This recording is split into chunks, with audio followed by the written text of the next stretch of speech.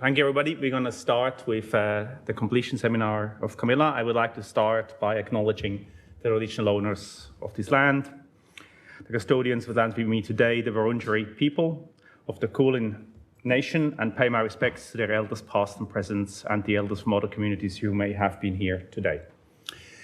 So I promised Camila I wasn't going to make a big speech, so she could go right into it and have lots of times for questions afterwards. But I really would like to point out it was a pleasure going through this PhD. I first met Camila almost 4 years ago in Rio, not at the Olympics. That was when it was the International Conference for Tropical Medicine and Malaria, like the one that's in Brisbane in a few weeks. And it's been quite of a journey since then. And she's going to tell us more about that journey. Thank you very much.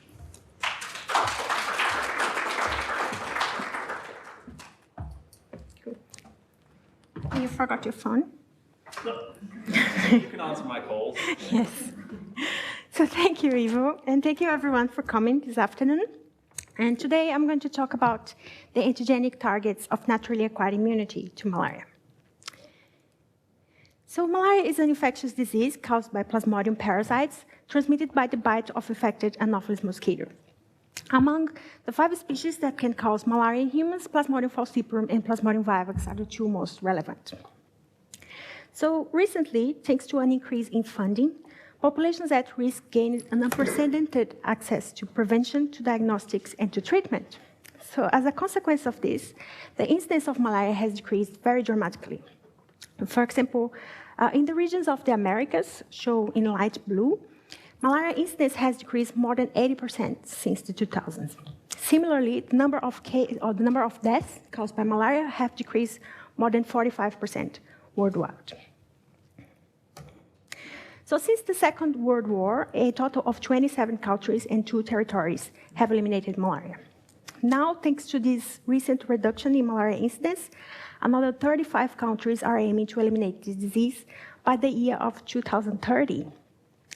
This is quite a short time frame, considering that these countries have a lot of challenges that they'll need to overcome in order to be able to eliminate this disease. The first challenge is, of course, financial.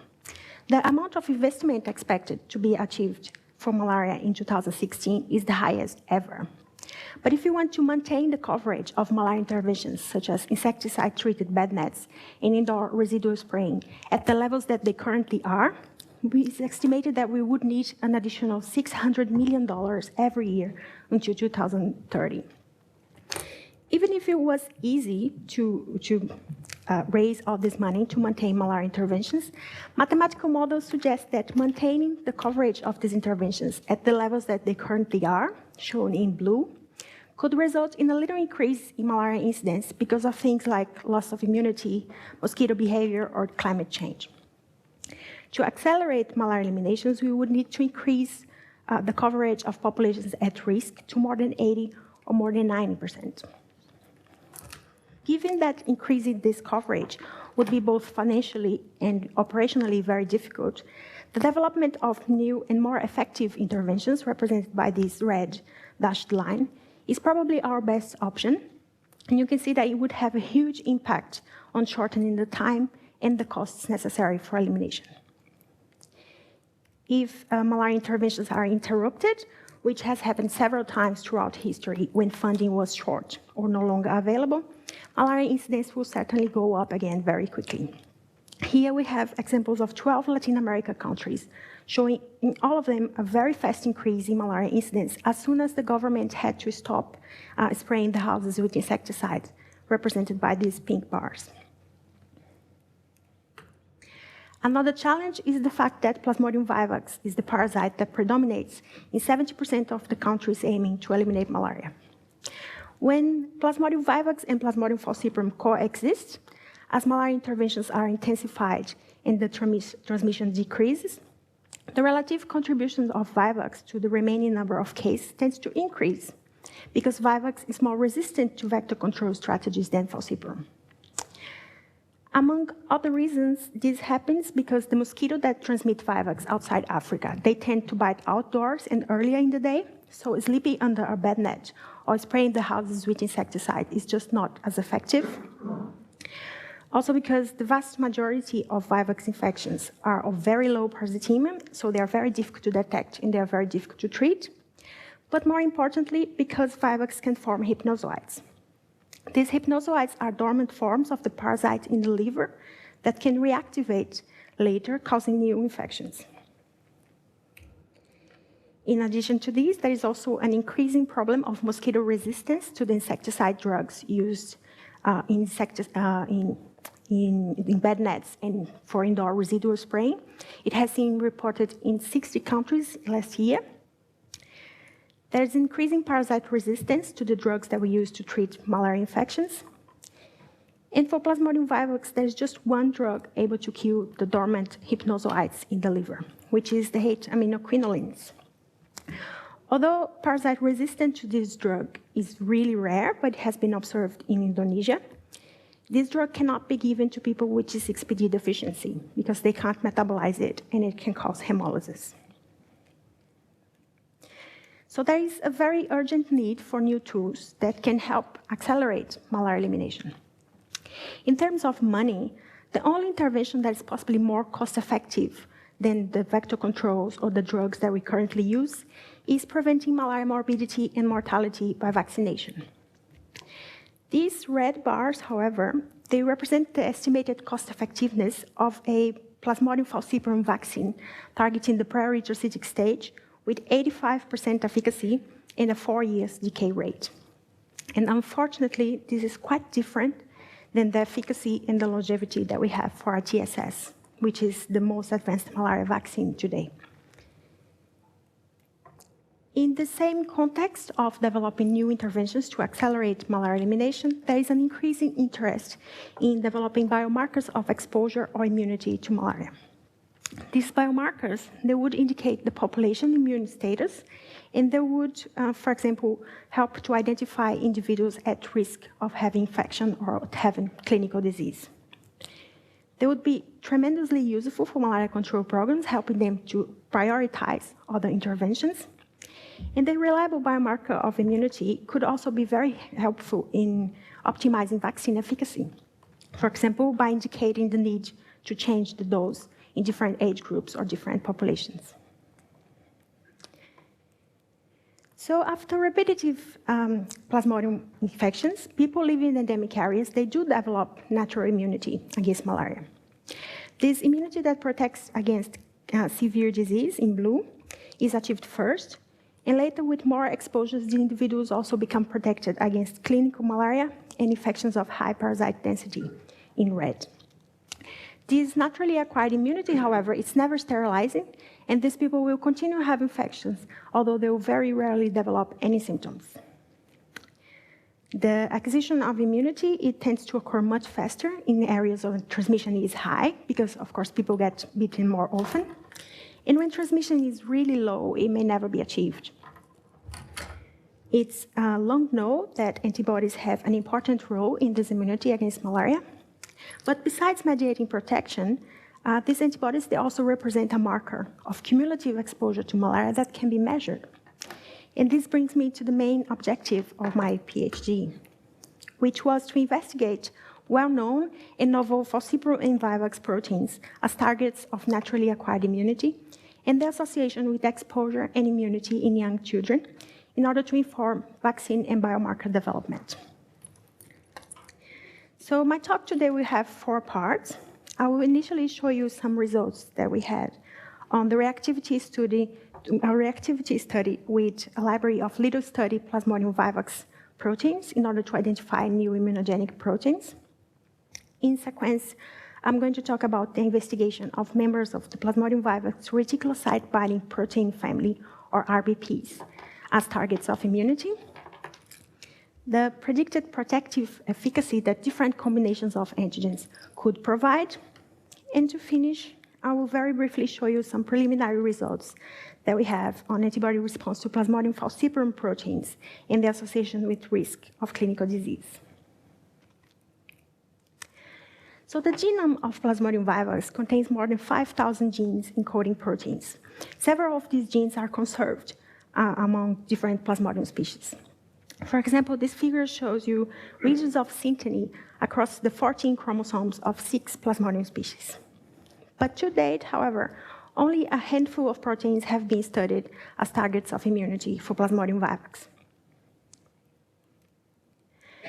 So in collaboration with Julian Reynolds from the Sanger and Rick Firehurst from the NIH, we had access to this library of 34 little-studied Plasmodium vivax proteins that were selected from a region of synteny between falciparum and vivax. There's almost nothing on the literature about these proteins in vivax, but all the falciparum homologs are predicted or known to be involved in red blood cell binding and invasion. These proteins have also been shown to be properly folded and to be functional. So our first step was to investigate whether individuals from malaria endemic areas were able to recognize these proteins. For this, we used samples collected as part of a cross-sectional survey conducted in the Solomon Islands in 2012.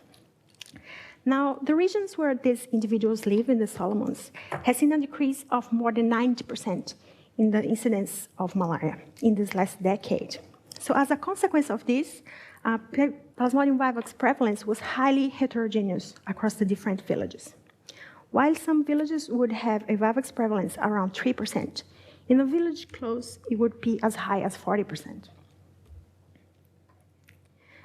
So for this initial immunogenicity screen, we used just samples from adolescents and adults because they were more likely to have had a vivax infection. And we measured the antibody levels using a standard ELISA. So from now on, every time I mention antibody levels, I'm talking about total IgG antibody levels. So this graph shows you the median, minimum, and maximum IgG levels that these individuals had to all these proteins. Out of the 34 proteins, we found that 28 had an antibody response that was significantly higher than the background noise, so we then consider them immunogenic. So it represents 80% of a library of proteins never or very little studied were recognized. Out of these 28, we then selected 12 for a more, that they were very clearly reactive for a more comprehensive study. For this stage, we then used samples from all age groups and with different infection status, and we investigated the association between antibody levels to these different proteins and different clinical and socioeconomic indicators. But today, for the interest of time, I'll just show you some of the most relevant findings. So we found that the breadth, or the number of proteins that an individual had antibodies to, increased with increasing age. And the same happened with the magnitude of the antibody levels to all proteins, which is a reflex of the cumulative exposure to malaria that these individuals had during their entire life in a malaria endemic country. In terms of infection, however, just these infections of higher parasite density were able to boost the antibody responses, and not for all proteins, just to some of them. These infections of higher parasite density, they were in a very small proportion of all individuals included in the cross-sectional survey.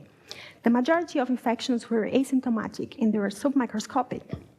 So this suggested that despite this dramatic reduction in malaria transmission, these people had already acquired immunity to malaria, or they had maintained this immunity, which was protecting them from high-density infections and from developing any symptoms. So although it's generally accepted that malaria immunity is short-lived, no one really knows what's going to be the effect of decreasing malaria transmission to the immunity of these people. It's generally expected that people will lose their immunity very quickly without constant exposure.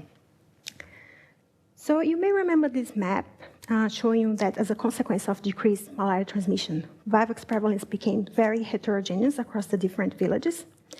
But despite this heterogeneity, we could find no difference in antibody level to any of our proteins. The antibody levels did not seem to have decreased as a consequence of the changes in malaria transmission in the last decade. So with help of Michael White, we applied a mathematical serocatalytic model to our antibody data to give us an estimation of how long-lived this antibody response could be. The model we applied, however, was a very simple model, and it didn't reflect perfectly the many changes in malaria transmission that that region experienced. So here I'm showing the age-specific seroconversion curves for 3 proteins. And what the model predicted was that people would seroconvert or become positive to these antigens after 10 years of exposure.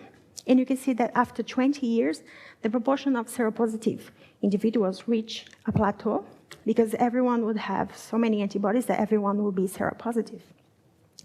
The model also predicted that this population would only serorevert or lose these acquired antibody levels after 15 to 28 years, suggests that indeed antibody response to these proteins is quite long-lived for malaria standards. So we knew that our proteins were immunogenic because they were recognized by plasma from Solomon Islanders, and we had evidence that antibodies to them could be quite long-lived. So our next step was to investigate whether antibody to these proteins had an association with risk of clinical disease. For this, we selected 6 proteins from our library, and we measured antibody response to them in a cohort of 1 to 3 years old Papua New Guinea children. This time we used a Luminex bead array that has the same principle as an ELISA, but it's high throughput, so it allows you to test several antigens at the same time. So these children were enrolled and followed for up to 16 months with visits every 2 weeks. And when this cohort was conducted in PNG in 2006, malaria transmission was extremely high. So it was estimated that each of these children had an average of 14 different vivax infections, different clones during this period, which resulted in almost 3 clinical episodes per child. So although very young, the student had such a high exposure to Plasmodium vivax that became very quickly immune. You can see that the vast majority of clinical episodes happen when they are very young, and the incidence of clinical episodes very quickly decreased as the student got older. So in short, this is a perfect cohort to look at the targets of this naturally acquired immunity to malaria. So we looked at the association between antibody levels at the start of the study and the risk of having clinical episodes over the 16 months of follow-up. And we found that children with high antibody levels to these 3 proteins, this hypothetical protein, P12 and P41, had a reduced risk of having clinical disease in comparison to children with low antibody levels to these proteins. In particular, antibodies to this hypothetical protein were very strongly associated with protection, with a reduction of more than 56% on the risk of having clinical episodes. So in short, with this first study, we learned that doing screening studies can be very informative, and there are many more interesting targets on the genome of vivax than the handful of proteins exhaustively studied to date. We identified 28 new targets of naturally acquired immunity, and 3 of our proteins were very strongly associated with protection in PNG children. As I said earlier, we don't really know much about these proteins in vivax, but most of all we know is based on falciparum. So in falciparum, these 2 proteins, P12 and P41, are known to form a dimer and are believed to be involved in invasion, but none of them seem to be essential for Plasmodium falciparum growth in vivo. The other protein that had the strongest association with protection seems to be involved in transferring lipids across membranes and in the formation of the parasitophorus vacuole during parasite invasion of red blood cells. So now functional studies are necessary to investigate whether these proteins can be used for vaccine development or if they are only good biomarkers of immunity. So in the second study, we investigated antibody response to the Plasmodium vivax reticulocyte binding protein family. So differently to Plasmodium falciparum, which invades all kinds of red blood cells, Plasmodium vivax only invades young red blood cells or reticulocytes. This picture, it may seem a bit oversimplified, but the truth is that 20 years later, we still don't know a lot more how vivax does to invade these reticulocytes. We know that the parasite Duffy binding proteins binds to the Duffy antigens on the surface of the red blood cell, but it has been shown that people Duffy negative can still have vivax infections. And the Duffy antigen is also present in all types of red blood cells. So it is very likely that there are other proteins involved in vivax invasion, and that these other proteins are responsible for this reticulocyte specificity. Also, on the surface of the parasite, the reticulocyte binding protein family is believed to be those proteins responsible for the reticulocyte specificity. To date, however, very little is known about these proteins. Wei Hong here at WEHI and her group are doing an amazing job in characterizing these proteins. And in collaboration with her, we were able to test whether these proteins are targets of the naturally acquired immunity to malaria. So the RBP family is composed by 11 members, divided in 2 subgroups. And out of those, Jacob in Wei Hong's lab expressed 6 proteins to which we measured total IgG and IgG subclass responses in our cohort of 1 to 3 years old PNG children. In addition to this, we also investigated the binding preferences of the 6 proteins to normal red blood cells or to reticulocytes. So we found that children acquired antibodies to the different members of the RBP family at different rates. This graph shows you in the y-axis the probability that the children will have the antibodies shown on the x-axis. So this protein in pink, RBP2P2, followed by the protein in green, RBP2A, were the 2 most immunogenic proteins, and a good proportion of children were likely to reach very high antibody levels to them. Differently, this protein in orange, RBP2C, the vast majority of children were likely to have much lower antibody levels. What is interesting is that this RBP2C is the only of the 6 RBPs that doesn't include its binding domain.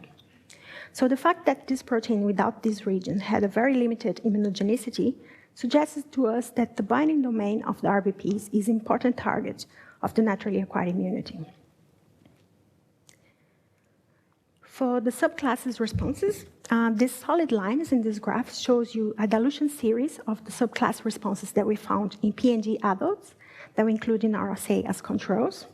And the dashed line represents the median antibody response that we found on a cohort of children.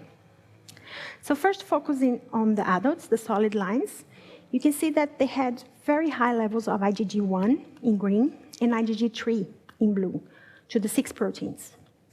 This profile has also been observed to a large number of other malaria antigens, and both IgG1 and IgG2 are cytophilic subclasses, and they can, for example, induce phagocyte activation to destroy infected red blood cells. But surprisingly, adults also had IgG2 antibodies, shown in black, to 4 of the RBPs.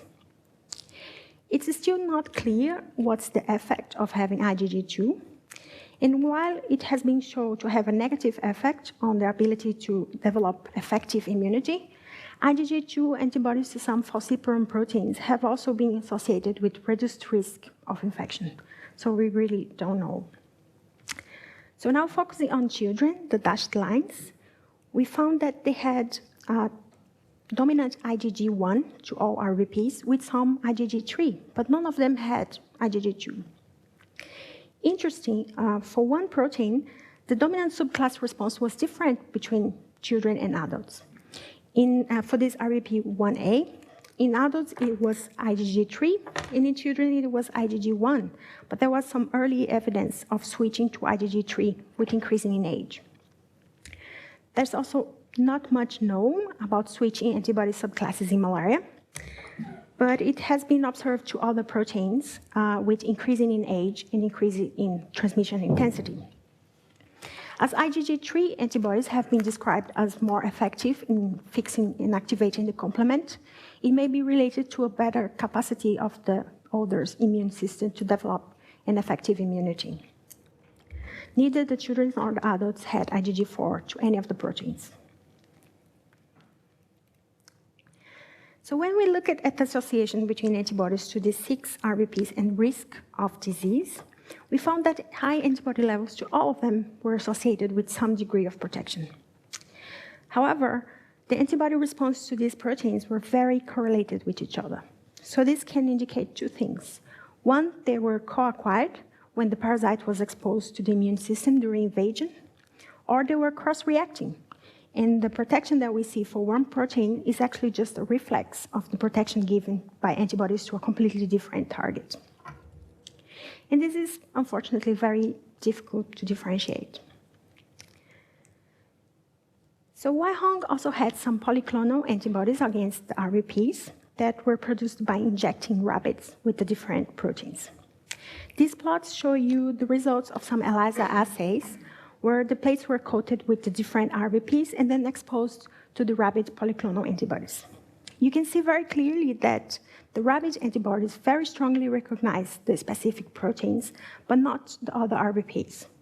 So this indicates that there was no cross-reactivity for the rabbit polyclonal antibodies.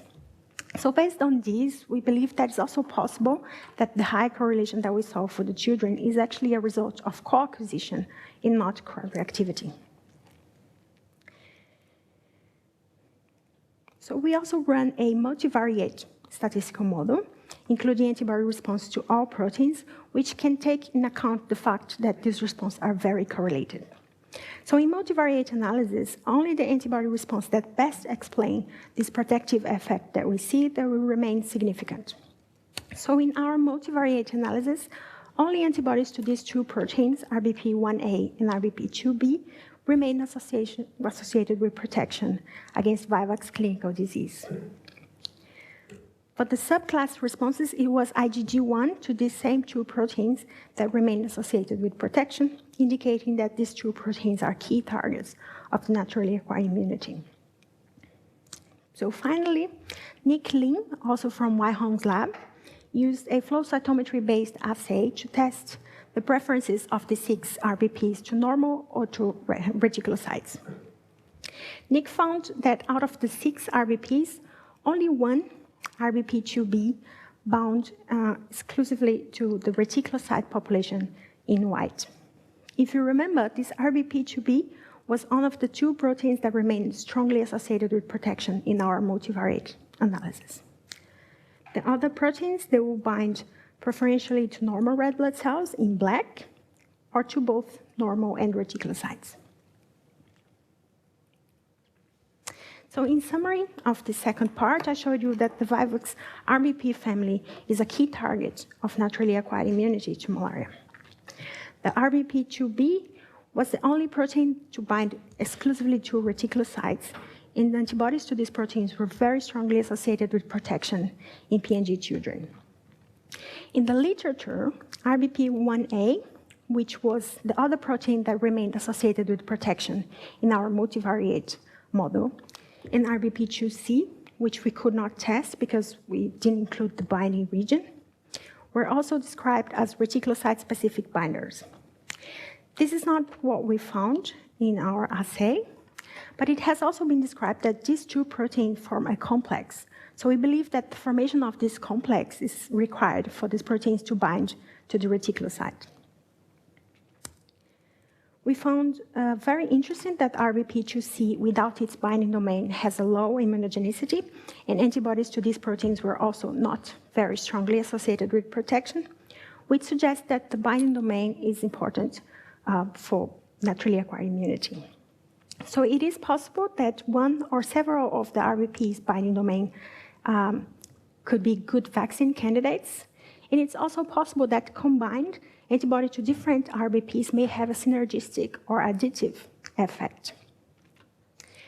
Now, of course, a better understanding of the molecular function of these RBPs, including the RBP1A2C complex, is required to validate and to prioritize one or several of the RBPs for vaccine development.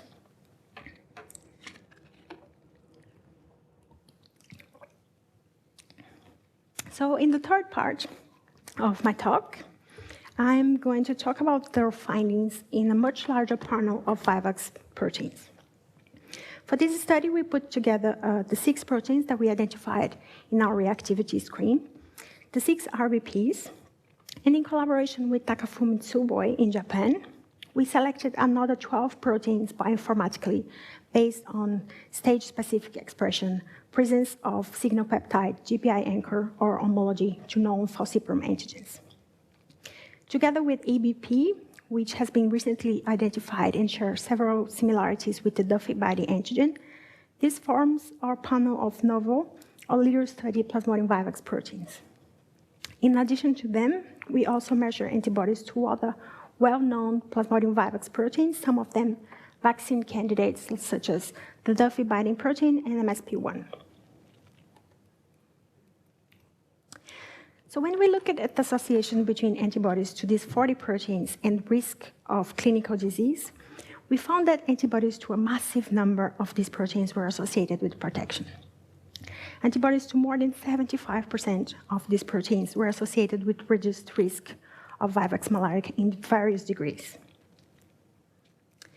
This, again, can be explained because antibody response to these different antigens is very strongly correlated.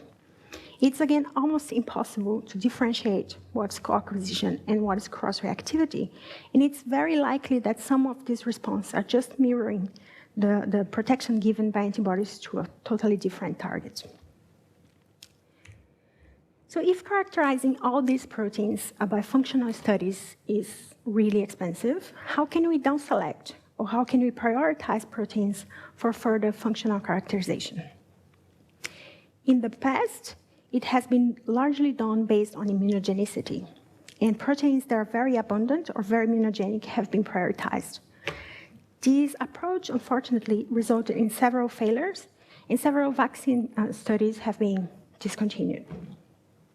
In our study, you can see that apart from AML1, none of the most abundant or highly immunogenic proteins had any effect on the risk of disease. One option could be then to select the protein with the strongest association with protection. If we look at the top 10 strongest associations with protection, it's very interesting to notice that among these 40 proteins, apart from SP3, all the other proteins are very little studied proteins, including the hypothetical protein from the first study and the reticulocyte specific binder, RBP2B. But rather than prioritizing one or two proteins, given the complexity of the malaria parasites and the various mechanisms that these parasites use to evade the immune system, there is an increased interest in combining different proteins to obtain synergistic or additive effects. For example, in an immunoepidemiology study similar to ours, Ozier and colleagues were able to identify combinations of proteins associated with a 100% decrease in the risk of having falciparum clinical episodes. Similarly, antibodies to these three Rh proteins and ARP combined had a higher blocking efficacy than any of them separate. But the possibility of synergistic effects for Plasmodium vivax has never been explored. So in this study, we decided to investigate whether antibodies to different combinations of proteins would have a higher protective efficacy. So for this, with the help of Michael White, we applied a simulated annealing algorithm to identify combinations from 5 to 40 proteins that would give us the best protective efficacy. So in a very simplistic explanation, this simulated annealing is a probabilistic technique to identify optimal solutions to a given function. So let's say that in the x-axis, we have all possible solutions. In the y-axis, we would have the goodness of that solution. In our case, in the x-axis, we would have the different combinations of proteins, and in the y-axis, the protective efficacy of a particular combination. So what the algorithm does is it will generate a random combination, and then start exploring the area nearby. If the neighboring combination is better than the current one, then the algorithm will move and select it. If it's not, then the algorithm will stay put. So what it does is it explores the solution space, decreasing the probability of selecting worse solutions as it goes. So here we have the predicted protective efficacy of combining different numbers of antigens. It shows you that the predicted protective efficacy is higher for any combination than for any of the proteins alone. You can also see very clearly that the protection increased with increasing the number of antigens, but at a diminishing rate. If you combine more than 20 proteins, it doesn't necessarily increase your protection. Further to this, there are already optimal combinations of 5 antigens that could give you a similar protection than combining more than 20 antigens. So this heat map shows you the probability of each of these proteins on the x-axis to be included in an optimal 5 protein combination, 10, 15, and so on. The darker the color, the higher the probability. So I showed you that there are 5 antigen combinations with similar protective efficacy than higher combinations. And among proteins, they are likely to be included in this highly efficacious 5 protein combination we have, for example, EBP, SERPA, that hypothetical protein from the first study, RBP1A, which is the one that forms a complex to bind to the reticulocyte, and a Duffy binding protein, one allele that circulates very commonly in PNG. As we expected, the predicted protective efficacy was not necessarily always correlated with immunogenicity. And for example, for this hypothetical protein that had a very high probability of inclusion, it had a very modest immunogenicity. So again, with Michael's help, we applied a dose-response model to have a better idea of the amount of antibodies that would be necessary for these different proteins in order to confer protection. So you can think of it as an IC50 for in vitro assays. So I ask you to concentrate on the black lines that are the estimations of the model. So we see that for proteins like SERPA and ABP that had a very high probability of inclusion, the estimated dose response reached a plateau very quickly, which indicates that they need very little antibody levels to confer 50% protection. Whether antibodies to these particular proteins have a high affinity or a high avidity, we could not investigate in this study. But this may be a good sign for vaccine development, because sometimes it can be very hard to induce very high antibody titers, even by vaccination. For other proteins, like the reticulocyte-specific binder, RBP2B, you can see that the estimated curve is shifted to the right, indicating that they need a little bit more antibodies to confer 50% protection. And for other proteins, like CSP, we could not even see a curve, indicating that these proteins would need extremely high antibody titers, or they may never reach this level of protection. So in summary of this third part, I hope I showed you that serology and mathematical modeling can be very useful in down-selecting and prioritizing antigens based on biologically relevant criteria for further characterization. Given the complexity of the humoral immunity and of the parasites, we should no longer be studying individual antigens, at least not in immunoepidemiology studies. We should rather be considering combinations of proteins or even complexes. The naturally acquired immunity to Plasmodium vivax that we explored in this study, it supports the development of a multi-component, highly efficacious Plasmodium vivax vaccine. In this study, it particularly highlights antigens like EBP, SERPA, RBP2B, and these others as interesting candidates for further functional characterization. So now, just to finish, I'll very briefly show you some preliminary data that we have for falciparum. So you may remember this first graph showing the incidence of clinical disease by age group, showing that the children in this cohort had such a high exposure to vivax that they were already immune. For falciparum, the very opposite was observed. These children did not have as many falciparum infections as they had for vivax, so they did not acquire immunity yet. And thus, they continued having clinical episodes as they got older. So we measure antibody to 20 falciparum proteins from different regions and different stages of the parasite life cycle. And as expected, we found that the seroprevalence of antibodies to the falciparum proteins in red was generally lower than for the vivax proteins in black, although there were some very immunogenic proteins.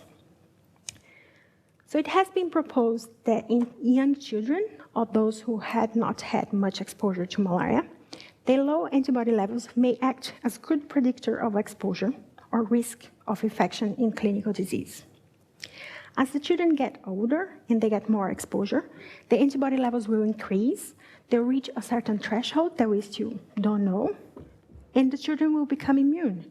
So the high antibody levels will reflect this acquired immunity. So we then looked at the antibodies to these proteins at the start of the study and the risk of having clinical disease over the entire follow-up. And we found that indeed, children who had high antibody levels to several of these Plasmodium falciparum proteins were more likely to have a clinical episode than children who did not have. If we adjust our statistical models to the amount of exposure that we know that these children had over these 16 months, all these associations will disappear. Again, confirming that the antibody levels at baseline were indicating the children that were at higher risk of Plasmodium infections and consequently a higher risk of having clinical disease. So in summary of this last part, we saw that early immune response are markers of exposure and thus increased risk, whereas prolonged exposure and higher antibody levels are necessary to reach protection. How much exposure is necessary to become protected is still unclear at this stage.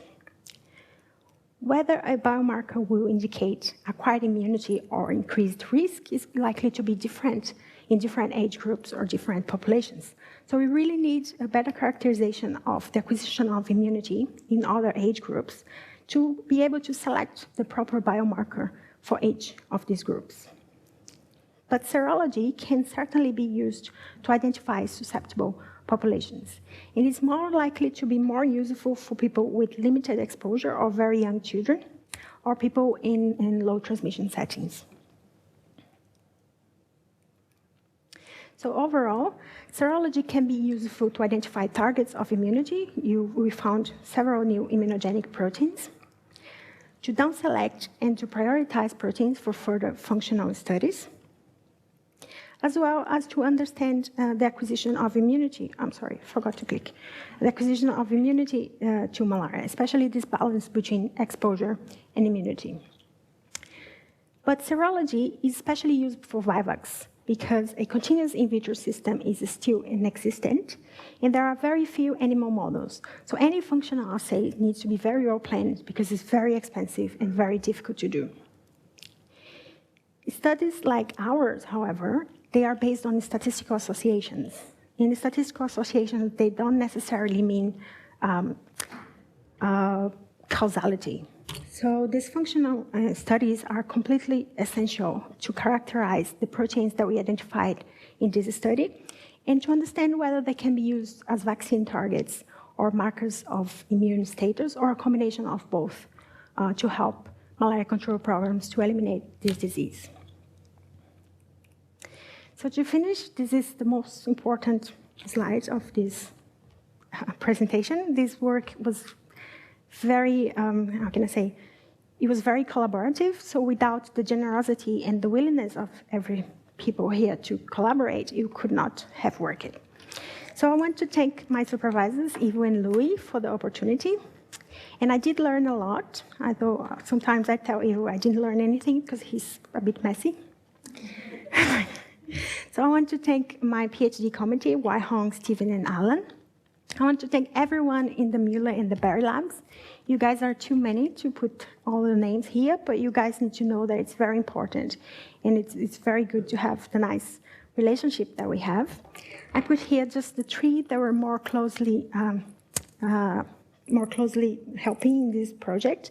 Michael White, who helped me with the mathematical modeling. Jessica Brewster, who helped me with testing some samples, and Connie Lewis-Wen, who did a protocol to generate a standard curve that we can use to normalize plate-to-plate variations. I want to thank Chris Hsu. He was the first one to teach me about bead array assays, and he has been a constant source of encouragement. So it's very nice. Thanks, Chris. I want to thank Chris King. He developed the Luminex assay that we used in this study. And later, with help of Indu Malhotra, we transferred this technology from the Case Western, so we would be able to test these antibodies here at WEHI. I want to thank everyone that contributed with proteins, but especially Wei Hong's lab, Wenjiang, Jacob, and Nick. We worked together on the RBPs, and it was a really nice experience. As well as Julian, Raina, Rick Firehurst, and Jessica. We worked together on that first reactivity screen. Jessica came here from the UK to test some these proteins with me, and later I went to visit Julian at the Sanger, so it was very nice. I want to thank the few teams at P&G in Solomon Islands, because it must be really hard to follow hundreds of people for 16 months. But more importantly, I want to thank the study participants and their family, because as a mother, I can imagine how hard it must be to see your 2-year-old children sick and getting samples collected every couple of months. So they are like amazing. I hope one day they know that the generosity did make a difference against this disease. So I want to thank Natalie and John, because they are absolutely glorious in their work. I want to thank Stella. She helped me with lots of shipments. And Dennis, who keeps the Luminex machine in shape. And I want to thank my family and my friends. My family was not very excited that I decided to move to the other side of the world to do my PhD, but nevertheless, they were very supportive. And more than anyone, I want to thank my daughter, Beatrice. She's a very generous girl. She several times wanted, to travel and to go play outside, but she understood that mommy had to finish this chapter, mommy had to finish this presentation. So she very quietly played out indoors while I finished all that. But she also learned a lot with my experience, and she has decided that when she grows up, she's no longer going to be a scientist now. She's now going to be a mermaid. So she's in a good path. I'm not worried. So thank you, and I'm open to any questions.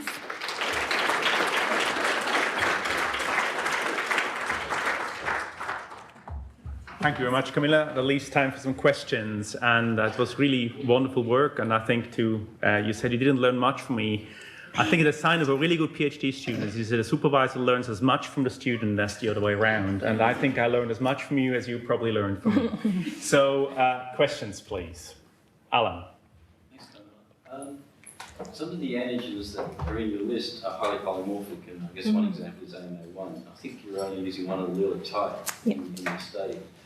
And so you're measuring epitopes to the conserved region, but not to the polymorphic region, which are probably the ones that might be more associated with infection. So it's likely to be ranked lower than some of the other conserved antigens. So how do you deal with that in your study? So this is a very important concern.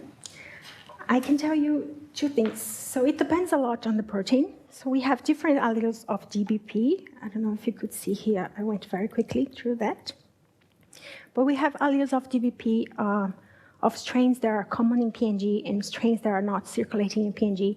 And we do see a difference between these different alleles. We see that the ones that are circulating in PNG, they tend to have a stronger association with protection than the ones that are not common there. For AML1, we did not have for vivax different alleles, but we did have a couple for falciparum.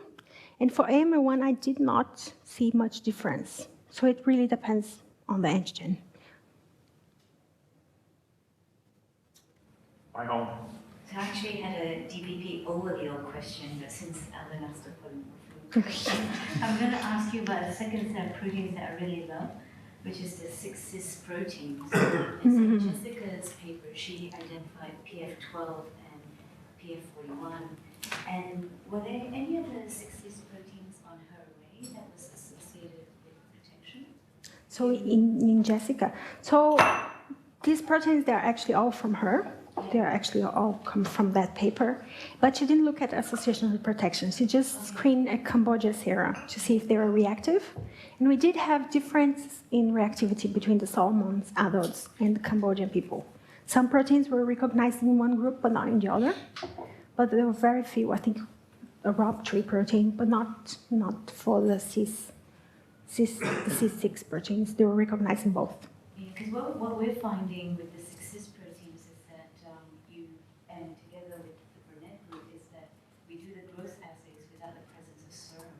And as you noted, the knockouts, they don't have a defect in growth. But the moment you put, active complement back in, they actually, you see a defect. Oh, that's good. Yeah, so it's very interesting, actually.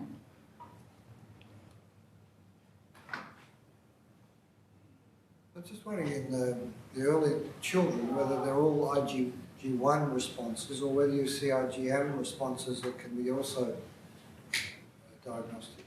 We didn't look at IgM. It would be nice to look. We look at IgM in a different context just to see how, because it's usually expected that they would be very short-lived, these antibodies. So we look at IgG in several time points to see how long they would take to decrease. And then we look at IgM, and we saw that IgM decreased quickly, and it was more cross-reactive, so it would have a very high background noise. But we didn't look at association with protection with IgM. Not yet. It may be coming with Zoe's PhD.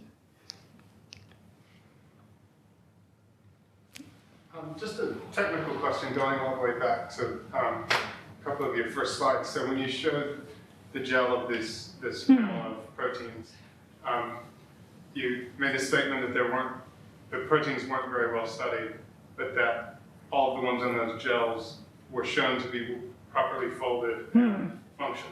Yes. So what kind of QC assays were done to show that? Yes, so it was not done by me, it was done by Jessica, the one that showed the reference of the paper.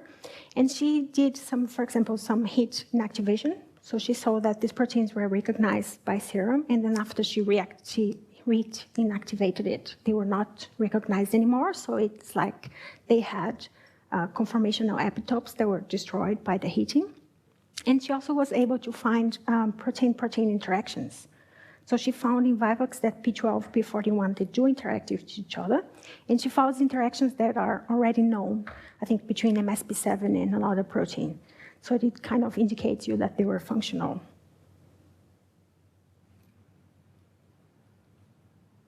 More questions? Okay, otherwise I thank Camila very much for a fantastic seminar, and I think we do have some refreshments outside. Thank you. Thank you very much.